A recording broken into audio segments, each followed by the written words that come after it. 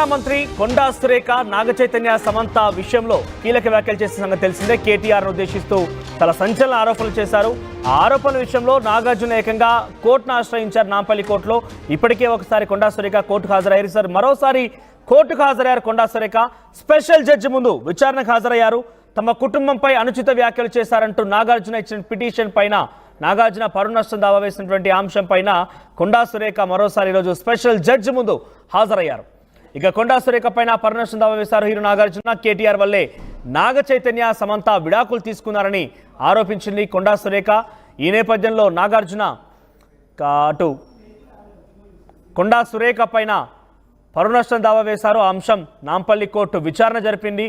గతంలో అటు ఎవిడెన్స్గా ఉన్నటువంటి వ్యక్తుల్ని కూడా ప్రూఫ్గా ఉన్న వ్యక్తుల్ని కూడా విచారించింది. వ్యక్తిగతంగా వారు విచారణకు హాజరై సమాధానం చెప్పారు.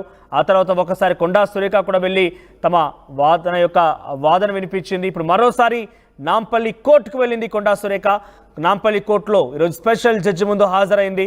మరి ఎటువంటి విచారణ జరిగింది, విచారణలో కొండా సురేఖని ఎటువంటి ప్రశ్నలు సంధించారని మాత్రం కొంత ఆసక్తి రేపుతోంది. కేటీఆర్ వల్లే నాగ చైతన్య సమంత ఇద్దరు విడిపోయారని చెప్పి కొండా సురేఖ చేసిన వ్యాఖ్యలు సంచలనంగా మారాయి. ఇంకా కూడా ఆ కేసు నాంపల్లి కోర్టులో విచారణ దశలో ఉంది. సో ప్రజెంట్ ఈసారి రెండవసారి నాంపల్లి కోర్టుకి కొండా సురేఖ హాజరయ్యారు.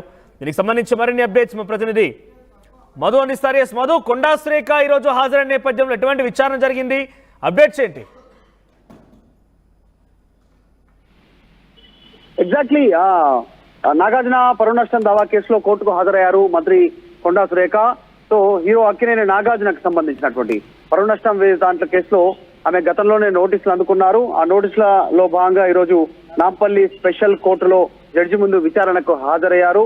బీఆర్ఎస్ వర్కింగ్ ప్రెసిడెంట్ ను విమర్శించేటువంటి క్రమంలో ఆమె ఈ వ్యాఖ్యలు చేశారు, వివాదాస్పద వ్యాఖ్యలు చేశారు. సమంత నాగ చైతన్య విడిపోయేందుకు కారణం కేటీఆర్ఏ అనేటువంటిది కొండా సురేఖ చేసినటువంటి ఆరోపణలు గతంలో సంచలనంగా మారాయి. పొలిటికల్ సర్కిల్లో పెద్ద వివాదంగా కొనసాగింది. నాగార్జున కుటుంబం అంతా కోర్టును ఆశ్రయించినటువంటి సిచ్యువేషన్. సో ఇలాంటి ఆరోపణలు చేయడం వల్ల తమ పరువుకు తీవ్రంగా నష్టం చేకూర్చారు అనేటువంటిది, క్రిమినల్ చర్యలు తీసుకోవాలి ఆమె మీద అనేటువంటిది గతంలోనే కోర్టును ఆశ్రయించారు. ఆ కేసు విషయంలో ఈ రోజు కొండా సురేఖ కోర్టుకు హాజరు కావడంతో పెద్ద ఎత్తున చర్చ కొనసాగుతా ఉంది. సో ఖచ్చితంగా ఆమె పైన క్రిమినల్ చర్యలకు ఆమె క్రిమినల్ చర్యలకు అర్హురాలి అనేటువంటిది నాగార్జున తరఫున వాదించినటువంటి అశోక్ రెడ్డి గతంలో ఆయన వాదించారు. సో ఎట్టకేలకు ఈ రోజు కొండా సురేఖ మంత్రి హోదాలో, ఒక ప్రభుత్వ హోదాలో, అత్యున్నత హోదాలో ఉండి ఇలాంటి వ్యాఖ్యలు చేయడం వెనకాల ఆమె ఈరోజు కోర్టుకు హాజరయ్యారు. మొత్తానికి సో ఏం జరుగుతుందో చూడాలి. ఇద్దరు వేశారు, ఇటు నాగార్జున, మరోవైపు కేటీఆర్, ఇద్దరు కూడా పరువు నష్టం దాకా వేశారు. నాగార్జున వేసినటువంటి కేసు విషయంలో ఈరోజు కొండా సురేఖ హాజరయ్యారు. రైట్ మధు, సో కొండా సురేఖ హాజరు కావడంపై మరోసారి ఆసక్తి నెలకొంది. ప్రభుత్వంలో ఉన్నటువంటి కీలకమైన మంత్రిగా కొనసాగుతున్న కొండా సురేఖ ఒక మహిళ ఉండి కూడా ఒక మహిళ పైన, సమంత పైన రకంగా వ్యాఖ్యలు చేయడం సరికాదంటూ చాలా మంది విమర్శించారు, ఆరోపణలు గుప్పించారు కొండా సురేఖ పైన. రెండు కేసులు దాఖలయ్యాయి. ఈ ఒక సంఘటన విషయం పైన కేటీఆర్ ఒకవైపు డిఫెమేషన్ దాఖలు చేస్తే మరోవైపు నాగార్జున కూడా డిఫెమేషన్ దాఖలు చేశారు. ఈ రెండు కేసులు కూడా ప్రస్తుతం విచారణ దశలో ఉన్నాయి. గతంలో నాగార్జున ఈ పిటిషన్ దాఖలు చేసిన నేపథ్యంలో నాగార్జునతో పాటుగా కొంతమంది ఎవిడెన్స్గా ఉన్న వారందరూ కూడా నాంపల్లి కోర్టు వ్యక్తిగతంగా హాజరు వివరణ ఇవ్వాల్సిందిగా కోరింది. ఆ తర్వాత కొండా సురేఖకు నోటీసులు జారీ చేసింది. కొండా సురేఖ మొదటిసారి హాజరు కాలేదు, కేవలం తన తరఫున న్యాయవాది మాత్రమే హాజరయ్యారు. కానీ వ్యక్తిగతంగా హాజరు కావాలని కొండా సురేఖ నోటీసులు జారీ చేయడంతో వ్యక్తిగతంగా కూడా హాజరై తమ వాదన వినిపించారు. అక్కడ తమ యొక్క వర్షన్ చెప్పుకొచ్చారు. ఈసారి రెండవసారి కొండా సురేఖ నాంపల్లి కోర్టులో హాజరయ్యారు. మరి ఈ విచారణ కేసులో ఏకంగా కొండా సురేఖ చేసిన ఆరోపణలు అంతా ఇంత కాదు. కేటీఆర్ వల్లే నాగార్జున సమంత విడిపోయారు.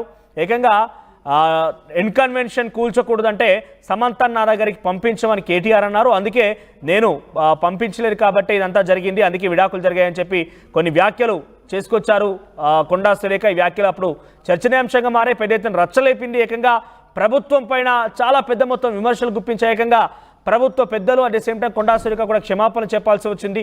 తాజాగా ఆ కేసు విచారణ దశలో ఉంది. రెండవసారి విచారణకు హాజరైన కొండా సురేఖ. మరి ఇంకా విచారణ కొనసాగుతుందా, తుది తీర్పు వెలువడుతుందా, నిజంగానే కొండా సురేఖకి అయినా శిక్ష వేస్తారా, కొండా సురేఖ పైన ఎటువంటి చర్యలు తీసుకుంటారు, లేదంటే ఎటువంటి క్లారిటీ వస్తుందో చూడాలి. మరి ఆర్టీవీ యాప్ వార్తల్ని క్షణాల్లో చదివే అవకాశం ఉంటుంది. ఒక న్యూస్ పేపర్, ఒక టెలివిజన్ ఛానల్ మీ చేతుల్లో ఎప్పుడూ ఉంటాయి.